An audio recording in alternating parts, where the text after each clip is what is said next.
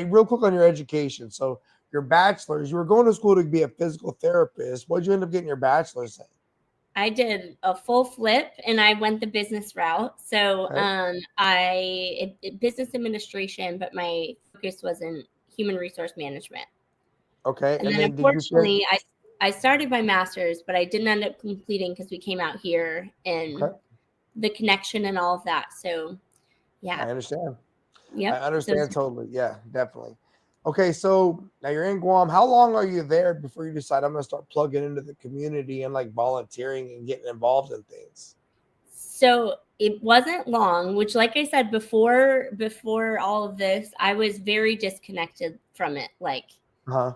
everything. I didn't understand. Like we did not speak any of that similar language at all. It was kind of separated in a way until we came here. And then maybe a couple months in, our ombudsman said, "Hey, what do you think about this role?" And I said, "Absolutely not. There's no way. There's absolutely no way." And she was like, "Well, what if let me give you some info on it." And I agreed to go through the training. I was like, I'll go through. But in my head, I was like, I'll go through and maybe not be questioned again and just say, hey, I learned. It's not really my thing. But then Yeah. I sat through training and I was like, oh, this is kind of like a little HR-ish Mm-hmm. for the, command, Yep. if you will. And so I was like, okay, I might actually be interested in this. So I was co-ombudsman with our ombudsman maybe a few months in. So it did Okay. not take long. And then I Well, never and I, stopped.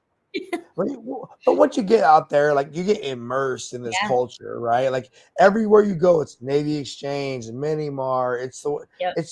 Everyone's talking about military stuff, and so that training, and that's what Erica said when she first did the ombudsman training. It connected a lot of dots for her that I had never even let her know were on the board, right? Yep. Because again, I'm not looking at it through that lens. Because I mean, my wife was going to lunch with the captain and the CMC, and I barely talk to them dudes. Like Yeah. I am a first class petty officer, second class petty officer at the time, and she's like hanging out with them.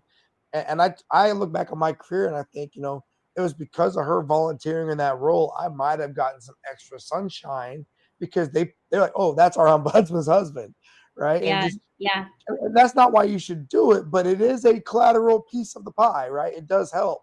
Yeah. And then when you go home at night, they might have a little more understanding as to what you're going through for sure.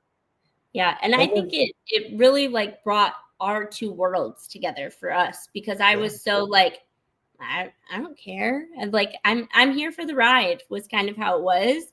But it brought us, we were just able to connect a little further, which helped his career because he had a wife that I now understood and I cared and, was there to support him in ways because I understood more things too.